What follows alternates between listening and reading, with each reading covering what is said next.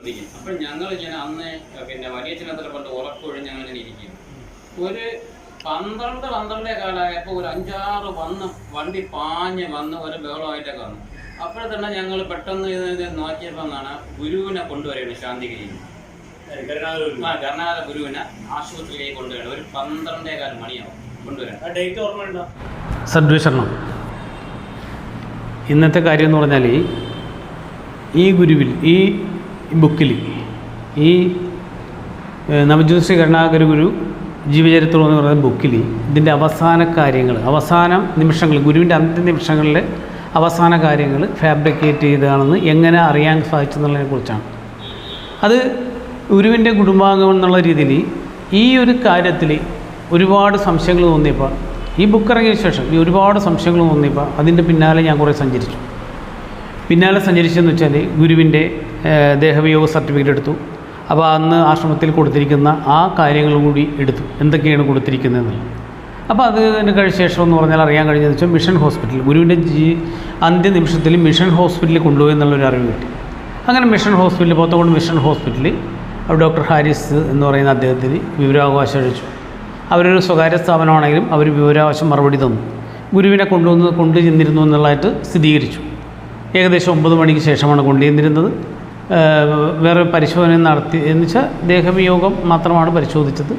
പിന്നെ ഹൃദയാഘാതമായിരിക്കാം ഇത് ദേഹവിയോഗം കാരണമെന്ന് പറഞ്ഞു. അതിനുശേഷം എന്ന് പറഞ്ഞാൽ ഈ ബുക്കിൽ അവസാന നിമിഷം വായിച്ചപ്പോൾ എന്ന് പറഞ്ഞാൽ ഇതിൽ കംപ്ലീറ്റ് നാടകീയമായിട്ടാണ് എഴുതി വച്ചിരിക്കുന്നത്. അമൃതാജിനെ ഗുരു കൈപിടിച്ചെല്ലാം ഏൽപ്പിച്ചു. അങ്ങനെ ഒട്ടനവധി കാര്യങ്ങൾ. അത് കഴിഞ്ഞപ്പോൾ ഇതിനെക്കുറിച്ച് വ്യക്തമായിട്ട് അപ്പോൾ നവോലിയുടെ എന്ന ബുക്ക് വായിക്കാനിടയായി. ആ ബുക്കിൽ ഷൈലാമ എന്ന് വെച്ചാൽ ആശ്രമം പ്രസിഡൻ്റായിരുന്ന സുന്ദരേശൻ വക്കീൽ എന്ന ഗുരുഭക്തൻ സ്വാമിയുടെ ഭാര്യയായ ഷൈലാമയാണ് ആ അന്ത്യനിമിഷത്തിൽ ഉണ്ടായിരുന്നത് എന്നുള്ള ആ ഒരു രേഖപ്പെടുത്തൽ അതിലുണ്ടായിരുന്നു. ഒരു കുറിപ്പ് ഷൈലാമയുടെ ഉണ്ടായിരുന്നു. അപ്പോൾ അത് പഠിച്ചു. അതിനുശേഷം അങ്ങനെ ഇരിക്കെ 2019 എന്നോട് എൻ്റെ ഒരു സുഹൃത്ത് പറഞ്ഞ് ഈ ഗുരുവിനെ ഹോസ്പിറ്റലിൽ കൊണ്ടുചെല്ലുമ്പോൾ അവിടെ ഒരു ദൃക്സാക്ഷി ഉണ്ടായിരുന്നെന്ന് പറഞ്ഞു. അപ്പോൾ പിന്നെ ഞാനും എൻ്റെ ഒരു പ്രിയ സുഹൃത്തും കൂടി നേരെ ആ ദൃക്സാക്ഷിനെ കാണാൻ ചെന്നു. ആ ദൃക്സാക്ഷിയായിട്ടിരുന്ന് സംസാരിക്കുന്ന വീഡിയോയാണ് ഇപ്പോൾ കാണിക്കാൻ പോകുന്നത്. അതിൽ അദ്ദേഹം പറയുന്നതെന്ന് വെച്ചാൽ ഗുരുവിനെ ഹോസ്പിറ്റലിൽ ചെന്നത് കൊണ്ടുവന്നപ്പോൾ പുള്ളി ഉണ്ടായിരുന്നു അവിടെ. ഗുരുവിന് 12 മണിക്ക് ശേഷം ഏകദേശം. അപ്പോൾ പുള്ളി അവിടെ എങ്ങനെ വന്നെന്ന് ചോദിക്കുമ്പോൾ പുള്ളിയുടെ ഇളയമ്മയോ മൂത്തമ്മയോ അവിടെ ഹോസ്പിറ്റലിൽ അഡ്മിറ്റായിരുന്നു. അപ്പോൾ അങ്ങനെയാണ്. പിന്നെ ഗുരുവിനെ നേരത്തെ അദ്ദേഹത്തിന് പരിചയമുണ്ട്. അദ്ദേഹത്തിൻ്റെ കുറച്ച് കാര്യങ്ങൾ അദ്ദേഹം പറയുന്നത് അത് എന്താ പറയുക, എല്ലാം മൊത്തത്തിലെന്ന് പറഞ്ഞാൽ ഇതൊരു ദുരൂഹതയാണ്. മനസ്സിലായോ? കേരള ഭാഷാ ഇൻസ്റ്റിറ്റ്യൂട്ടിനെ കൊണ്ട് ഇറക്കിച്ചിരിക്കുന്ന ഈ ബുക്കിൽ ഈ ഫാബ്രിക്കേറ്റായ കാര്യങ്ങളാണ് കൊടുത്തിരിക്കുന്നത്. കാരണം വെച്ചാൽ ഇതിനൊരു സത്യസന്ധതയില്ല ഈ ബുക്കിൽ. ഈ ആശ്രമത്തിൻ്റെ അധികാരിയെന്ന് കപടമായിട്ട് വിശ്വസിപ്പിച്ച് ബുക്ക് ഇറക്കിയിരിക്കുന്നതാണ്. ഓതറെന്ന് കപടം എന്ന് വെച്ചാൽ കൃത്രിമരേഖകൾ പ്രകാരമാണ്. ഇവരൊന്നും യഥാർത്ഥത്തിൽ തിരുവനന്തപുരം ജില്ലാ രജിസ്ട്രാർ ഓഫീസിൽ എന്ന് പറഞ്ഞാൽ ഗുരു ഉണ്ടാക്കിയ ബൈല പോലും ഇല്ലെന്നുള്ളതാണ് രജിസ്ട്രാറുടെ മൊഴി. അപ്പോൾ പിന്നെ ഇവരൊക്കെ എങ്ങനെ അധികാരികളായെന്നുള്ളത് നമ്മൾ ചിന്തിക്കണം. ഒന്നത്. രണ്ടാമത്തേന്ന് പറഞ്ഞാൽ ഈ അധികാരികളെന്ന് അവകാശപ്പെട്ടുകൊണ്ട് ഈ കള്ളക്കഥകൾ എന്ന് വെച്ചാൽ കൃത്രിമമായിട്ടുള്ള കഥകൾ എന്ന് വെച്ചാൽ ജെന്നിനെ ഗുരു എല്ലാം ഏൽപ്പിച്ചു, അതിനുശേഷം ഗുരു നോക്കാൻ പറഞ്ഞു. അന്നത്തെ കംപ്ലീറ്റ് കഥകളെന്ന് പറഞ്ഞാൽ നാടകീയതയും. എൻ്റെ അന്വേഷണത്തിൽ നിന്ന് മനസ്സിലായ കാര്യമാണ് പറഞ്ഞത്. പരസ്പര വിരുദ്ധമായ തെളിവുകൾ ഈ ഹോസ്പിറ്റലിൽ കൊണ്ടുപോയിരിക്കുന്ന കാര്യങ്ങളൊന്നും ഇതിൽ പരാമർശിച്ചിട്ടില്ല. എന്തുകൊണ്ട്? എന്തിനു വേണ്ടിയാണ് ഈ കള്ളക്കഥകൾ മെനഞ്ഞത്? എന്തിനു വേണ്ടി കൃത്രിമത്വം നിറഞ്ഞ ഈ ബുക്ക് ഇറക്കിയത്? എല്ലാം ചോദ്യചിഹ്നങ്ങളാണ് ഇതിൽ. അപ്പോൾ അദ്ദേഹത്തിൻ്റെ വാക്കുകൾ നമുക്കൊന്ന് കേൾക്കേണ്ടതാണ്. കാരണം വെച്ചാൽ അദ്ദേഹം ഒരു അസുഖബാധിതനാണ്. എന്നിട്ടും റിസ്ക് എടുത്ത് അദ്ദേഹം, ഞാൻ ചോദിച്ചു എന്തുകൊണ്ടാണ് ഇത് പറയുന്നത്. അപ്പോൾ അദ്ദേഹം അറിഞ്ഞൊരു സത്യം പറയുന്നത് മാത്രമേ ഉള്ളൂ. നാളെ അദ്ദേഹത്തെ ഇതിൻ്റെ പേരിൽ ക്രൂശിക്കപ്പെടരുത്. പക്ഷേ സത്യം ലോകത്ത് അറിയാൻ വേണം. ഇതിൻ്റെ ഒരു എന്താ പറയുക, സത്യത്തെ എത്ര നാൾ വേണമെങ്കിലും മൂടി വെക്കാം, വളച്ചൊടിക്കാം. പക്ഷേ അത് ഒരു നാൾ സത്യസന്ധമായിട്ട് തന്നെ പുറത്തു വരും. മനസ്സിലായില്ലേ? അതിൻ്റെ ഒരു എളിയ ശ്രമമാണ് എൻ്റെ ഭാഗത്ത്. ഗുരുവിൻ്റെ കുടുംബാംഗം എന്നുള്ള രീതിയിലെന്ന് പറഞ്ഞാൽ എന്താണോ സത്യം അത് പുറത്തു വരണം. കള്ളങ്ങൾ അസ്തമിക്കണം. അത്രയേ ഉള്ളൂ. അപ്പോൾ നമുക്ക് ആ വീഡിയോയിലേക്ക് പോകാം. മരിച്ച സമയത്ത് മിഷൻ ഹോസ്പിറ്റലിൽ അറിഞ്ഞുകൊണ്ടാണ് അതിനെക്കുറിച്ച് കുറച്ച് കാര്യങ്ങൾ വിശദമായിട്ട് അറിയാൻ വേണ്ടി വന്നതാണ്. അപ്പോൾ നമ്മൾ കുറച്ച് രേഖകൾ എടുത്തപ്പോൾ അതിൽ കുറേ വൈരുദ്ധ്യങ്ങൾ, മൊഴികളിലും വൈരുദ്ധ്യങ്ങളും. അപ്പൊ അന്നത്തെ ആ സംഭവം ഒന്ന് ചെറുതായിട്ടൊന്ന് വിവരിക്കാമോ? താങ്കൾ അന്ന് എന്തിനു വേണ്ടി അവിടെ വന്ന്? അതെ, ഞാൻ അതിന്റെ തൊട്ടടുത്ത് താമസിക്കുന്നു. മിഷൻ ഹോസ്പിറ്റലിന്റെ രണ്ടാമത്തെ വീടാണ് എന്റെ വീട്. റോഡ് വീട്. എന്റെ മൂത്ത അമ്മ അവിടെ കിടക്കുകയാണ്. അമ്മയുടെ ജ്യേഷ്ഠത്തി അവിടെ കിടക്കുകയാണ്. അവിടെ കിടന്നപ്പോ അവർക്ക് പിന്നെ ഒരു പ്രഷറും മറ്റൊരു അസ്വസ്ഥ നെഞ്ചുവേദനയൊക്കെ ഉണ്ടായി. അപ്പൊ അവര് മിനിറ്റ് ട്രിപ്പും മരുന്നൊക്കെ കൊടുത്തോണ്ടിരിക്കും. അപ്പൊ ഞങ്ങൾ ഇങ്ങനെ അന്ന് പിന്നെ വലിയച്ഛനത്ര കൊണ്ട് ഉറക്കൊഴിഞ്ഞ് ഞങ്ങൾ ഇങ്ങനെ ഇരിക്കും. ഒരു 12 കാലമായപ്പോൾ ഒരു 5-6 വണ്ടി പാഞ്ഞ് വന്ന് ഒരു ബഹളമായിട്ടൊക്കെ വന്നു. അപ്പോൾ തന്നെ ഞങ്ങൾ പെട്ടെന്ന് ഇത് നോക്കിയപ്പോൾ എന്നാണ് ഗുരുവിനെ കൊണ്ടുവരികയാണ് ശാന്തിഗിരിയിൽ. കർണാടക ഗുരുവിനെ ആശുപത്രിയിലേക്ക് കൊണ്ടുവരണം. ഒരു 12-15 മണിയാവും കൊണ്ടുവരാൻ. ഡേറ്റ് എനിക്ക് ഒരു 10-20 വർഷം മുമ്പ് ആയതുകൊണ്ടാണ് എനിക്ക് അത്ര ദിവസം. പക്ഷെ അവിടെ കൊണ്ടുവന്ന ഉടനെ തന്നെ ഇത് ഗുരു ഇങ്ങനെ വാ തുറന്നിരിക്കുന്നുണ്ട്, സൈഡിൽ കൂടെ ഞാള് ഒഴുകുന്നുണ്ട്, കണ്ണിങ്ങനെ ശ്വാസം വിടാൻ ഒരു ബുദ്ധിമുട്ട്. ജീവനുണ്ട്, അതിന്റെ ശ്വാസം വിടാൻ ഒരു ബുദ്ധിമുട്ട്. അപ്പൊ തന്നെ ഹാരിസ് ലോത്തി അതിന്റെ സ്ട്രെച്ചറിന്റെ മീത വെച്ചുകൊണ്ട് തന്നെ നെഞ്ചിൽ കയറി ഇങ്ങനെ അമർത്തുകയും പെട്ടെന്ന് തന്നെ എന്തൊരു സെടം കൊണ്ടുവരാൻ പറഞ്ഞിട്ട് ഒരു ഇഞ്ചക്ഷൻ ഹാരിസ് ഡോക്ടർ മറ്റേ നേഴ്സിൻ്റെ കൂടെ പെട്ടെന്ന് തന്നെ മരുന്നെടുത്തിടാൻ പറഞ്ഞ് നെഞ്ചിനകത്ത് ഒരു വെച്ചിട്ട് ഒരു പെട്ടെന്ന് ഒരു ഇഞ്ചക്ഷൻ എടുത്ത് കുറെ കഴിഞ്ഞിട്ടും വീണ്ടും പിടിക്കിയിട്ടും അതിനൊരു മാറ്റമില്ല. കുറച്ച് നേരം കൂടെ തുറന്നതിന് ശേഷം മേലോട്ട് കണ്ണ് മറഞ്ഞു. അപ്പോൾ തന്നെ ഡോക്ടർ പറഞ്ഞു കഴിഞ്ഞ് എന്ന് പറഞ്ഞു. പെട്ടെന്ന് തന്നെ അവർ പറഞ്ഞു. അപ്പം പറഞ്ഞ് നമുക്ക് റിപ്പോർട്ടെല്ലാം എഴുതി കൊണ്ടുപോകാം. ഇപ്പോഴത്തെ നമ്മൾ ഈ ഹോസ്പിറ്റലിൽ നിന്ന് ഇവിടെ വെച്ച് മരിച്ചെന്ന റിപ്പോർട്ടാണ്. അത് ഞങ്ങൾ നാളെ വാങ്ങിക്കോളാം. പെട്ടെന്ന് തന്നെ ആ കൊണ്ടുവന്ന ഒമനി വണ്ടി തന്നെ മാക്സിമം പോയ ഒരു അരമണിക്കൂർ 3/4 മണിക്ക് അത്ര കൂട്ടാനേ ഉള്ളൂ അതിനകത്തുണ്ട്. അപ്പൊ തന്നെ ആ സമയത്ത് തന്നെ കണ്ണ് ഇങ്ങനെ പിന്നെ അവര് തന്നെയാണ് കണ്ണ് തിരുമ്മി അടയ്ക്കുകയും വായ് കൂട്ടിക്കൊണ്ട് ഇങ്ങനൊരു ഒരു കെട്ട് കെട്ടി. ഡോക്ടർ സിസ്റ്ററും കൂടെ കെട്ടിയപ്പോൾ തന്നെ ഈ കൂടെ കൊണ്ടുവന്നതാണ് കണ്ണ് തിരുമ്മി അടച്ചതിന് അപ്പോഴെടുത്ത് വണ്ടിക്കകത്ത് പോയി. അപ്പോഴേ റിപ്പോർട്ടൊക്കെ എടുത്ത് നാളെ നമ്മൾ വാങ്ങിക്കോളാം, അപ്പൊ എത്രയും പെട്ടെന്ന് കൊണ്ടുപോട്ടെ എന്ന് പറഞ്ഞ് കൊണ്ട് അവിടെ നിന്ന് പോയി. ഞങ്ങളൊക്കെ ഇറങ്ങി റോഡിൽ നിന്ന് നോക്കുകയും ചെയ്തു. അപ്പോൾ തന്നെ വന്ന വണ്ടികളെല്ലാം കൂടെ കുറച്ച് പേരുണ്ടായിരുന്നു കൊണ്ടുവന്ന വണ്ടിയിൽ. അവർ രാത്രി സമയം ഇത്ര കൃത്യമായിട്ട് എങ്ങനെ കൃത്യമായിട്ട് ഓർമ്മ ഞാൻ വേറൊന്നുമല്ല, ഇത് രേഖകളിൽ പലയിടത്തും ഈ സമയമല്ല പറയുന്നു. അതാണ് ഞാൻ ചോദിച്ചത്. അതെ, ഞങ്ങളൊരു അവിടെ തന്നെ ഒരു 10, 12, 11 മണിയൊക്കെ ആയ ശേഷം അവിടെ ഈ ക്ലോസ് ചെയ്തിട്ട് കിടക്കുള്ളൂ. കറക്റ്റ് ഞങ്ങൾ നോക്കിയപ്പോൾ ഇതേ നമ്മൾ ടൈം നോക്കി ഈ എന്റെ വലിയമ്മയ്ക്ക് മരുന്ന് ഇഞ്ചക്ട് ചെയ്തോണ്ടിരിക്കുകയും ഈ അരമണിക്കൂർ ഡിഫറൻസ്. അപ്പൊ ഈ മരുന്ന് ഇഞ്ചക്ട് ചെയ്ത് ഓരോ ട്രിപ്പ് ഇറങ്ങാൻ വേണ്ടി സ്പീഡ് ഇറങ്ങാൻ വേണ്ടി ചെന്ന് പറയും, വീണ്ടും ഇഞ്ചക്ട് എടുക്കുകയും ചെക്ക് ചെയ്തോണ്ടിരിക്കും. അതുകൊണ്ടാണ് കുറെ നമുക്കിത് ഉറക്കം ഇങ്ങനെ ആയാലും എന്ന് പറയുമ്പോൾ ഓരോരുത്തർ മണി എത്ര ആയെന്ന് നോക്കുമ്പോൾ അവിടെ ക്ലോക്ക് ഉണ്ട്. മണി 10, 12 കഴിഞ്ഞ് എന്നൊക്കെ അങ്ങനെ പറഞ്ഞുകൊണ്ടിരുന്ന സമയത്താണ് ഈ വണ്ടി പാഞ്ഞു വരുന്നത് ഇതിലേക്ക്. ഗുരുവിനെ നേരത്തെ കണ്ടപ്പോൾ ഗുരുവിനെ നേരത്തെ നല്ല കളിയൊക്കെ കണ്ടിട്ടുണ്ട്. പിന്നെ മിക്ക ഉള്ള ഒരു മാസത്തിലേക്ക് ഒരു വ്യാഴാഴ്ച ഇതുവഴി കന്യാകുമാരി പോകും.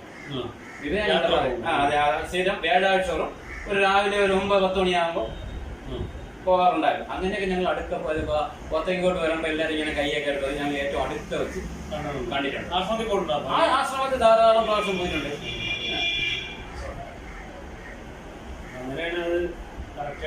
ഇതാണ് എന്റെ യഥാർത്ഥ സത്യം. വേറുള്ള കാര്യങ്ങൾ ആരെന്ത് പറഞ്ഞാലും ഈ സമയത്ത് അവിടെ കൊണ്ടുവന്നു, അത് നമുക്ക് കറക്റ്റാണ്. ബന്ധത്തെ ഗുരുവിന് നെഞ്ചിൽ ഡോക്ടർ ഹാരിസ് ഡോക്ടറുടെ ഇഞ്ചക്ഷൻ എടുത്തു. എത്ര വയസ്സുണ്ട്? എനിക്കിപ്പോ 47 വയസ്സുണ്ട്. അന്നൊരു 27 വയസ്സ്, 27 വയസ്സ്. വല്യമ്മയുടെ കൂടെ ഞാൻ വലിയമ്മയുടെ കൂടെ 10 വർഷം ഉണ്ടായിരുന്നു. 10 വർഷം ഉള്ളതെന്ന് ഇങ്ങനെ വൈകിട്ട് 6 മണിയായി കഴിഞ്ഞാൽ ഞാൻ എപ്പോഴും ഹോസ്പിറ്റലിലാണ്.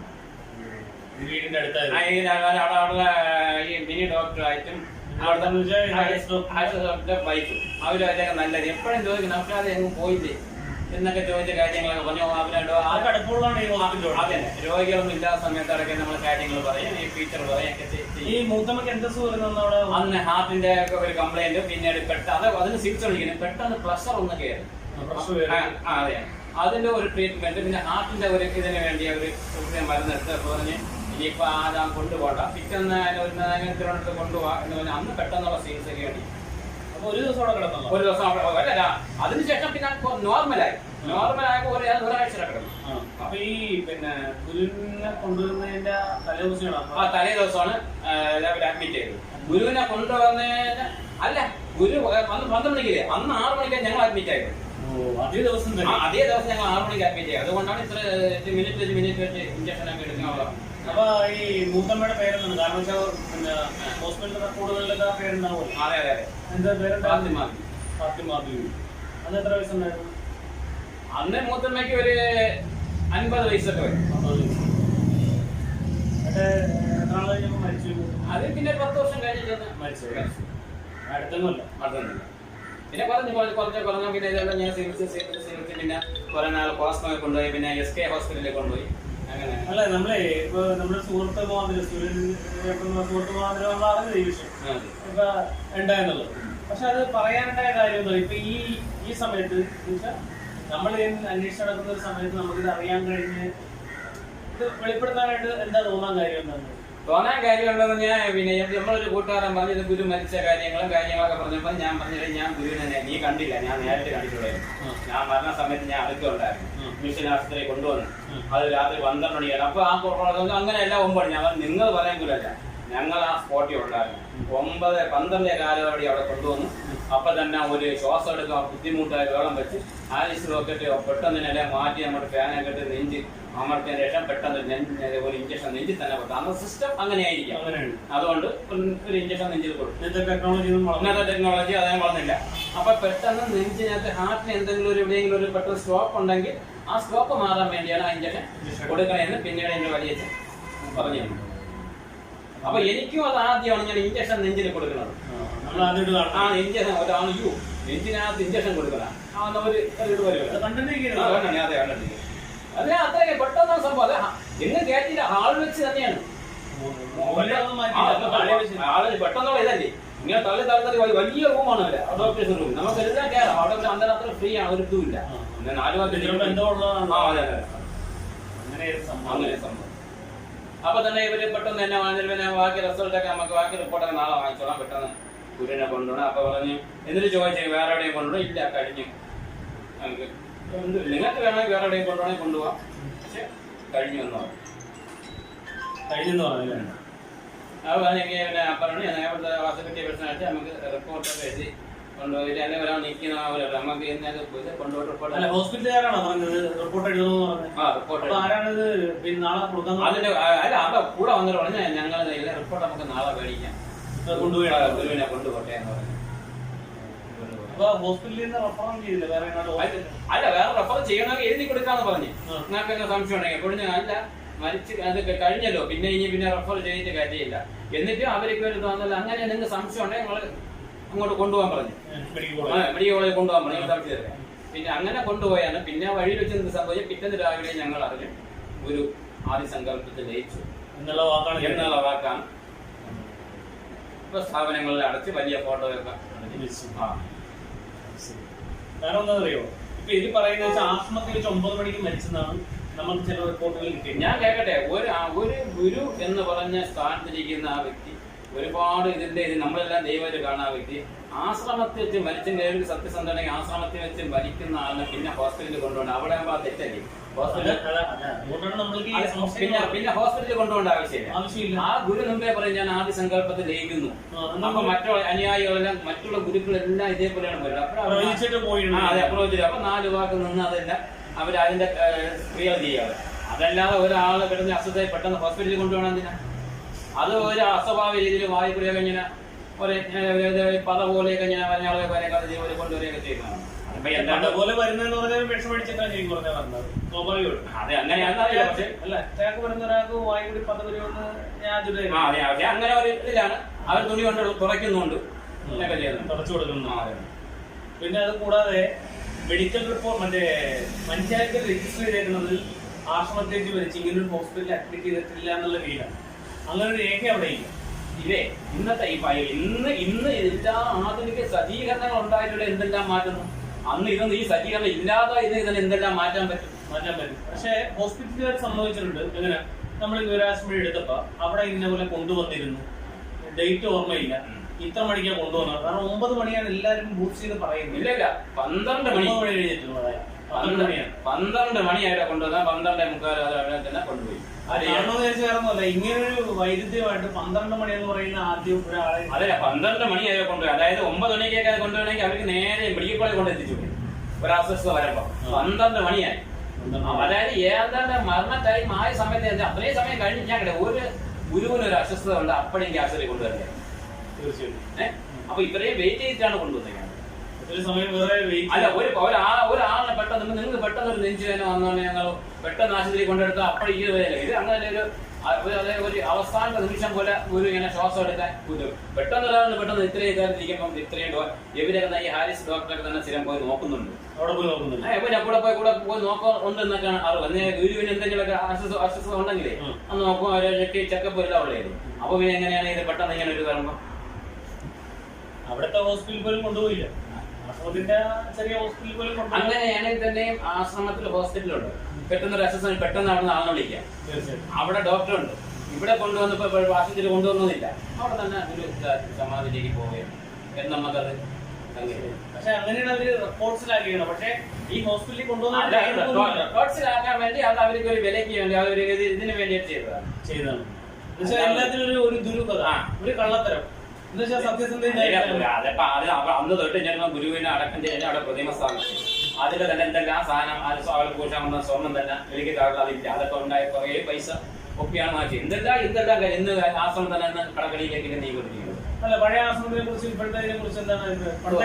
പണ്ട് ആശ്രമം തന്നെ നമ്മളെല്ലാം ഒരു പ്രത്യേക ഒരു വല്ലാത്തൊരു സ്നേഹമായിരുന്നു ആശ്രമത്തോട്. ഇന്ന് ഇവിടെ ജനങ്ങൾക്ക് പോലും വെറുപ്പാണ് ആശ്രമത്തെ. എന്തുകൊണ്ടാണ് അങ്ങനെ? അവിടുത്തെ ചേരികൾ അങ്ങനെയാണ്. ഒരു നന്മ, ഒരു സ്നേഹമുള്ള പ്രവർത്തികളോ പല ഒരു ആശ്രമത്തിന് യോജിച്ച കാര്യങ്ങളെല്ലാം നടക്കുന്നു. അപ്പൊ അതിനെ കൂടുതൽ വിശദീകരിക്കേണ്ട ആവശ്യമില്ല. ആശ്രമത്തിന് യോജിച്ച കാര്യങ്ങളെ ഇന്ന് അവിടെ നടക്കുന്നു. അതെ, ഏത് അന്വേഷണം വന്നാലും അതിന് തടയിടാൻ ആളുണ്ട്. മനസ്സിലാക്കണം. ഏത് അന്വേഷണം വന്നാലും എന്ത് വന്നാലും തടയിടാൻ ആളുണ്ട്. പിന്നെ ആ അന്വേഷണം എങ്ങോട്ട് പോകും? അതിനെതിരെ ശബ്ദിക്കാൻ ആരെങ്കിലും ശബ്ദിച്ചാൽ ഒന്നീ അവരെ കാണൂല, ആ സ്ഥാപനത്തിൽ കാണില്ല, അല്ലെങ്കിൽ അവർ അപ്രത്യക്ഷമാവും, അല്ലെങ്കിൽ അവരെ മറ്റുള്ളവരുടെ ഒറ്റപ്പെടും, ഇല്ലായ്മ ചെയ്താൽ. പിന്നെ എന്തേ ആശ്രമത്തിന് ആരെന്ത് പറയും? അത് തന്നെയാണ് ഇപ്പോഴും നടക്കുന്നത്. ഇനി എത്ര കാലം ഈ ആശ്രമത്തിന്റെ ഈ പ്രവർത്തനം ഈ രീതിയിൽ പോകുന്നു കാര്യങ്ങളിൽ നിന്ന് അറിയാൻ കഴിയുന്ന സന്തോഷമുണ്ട്.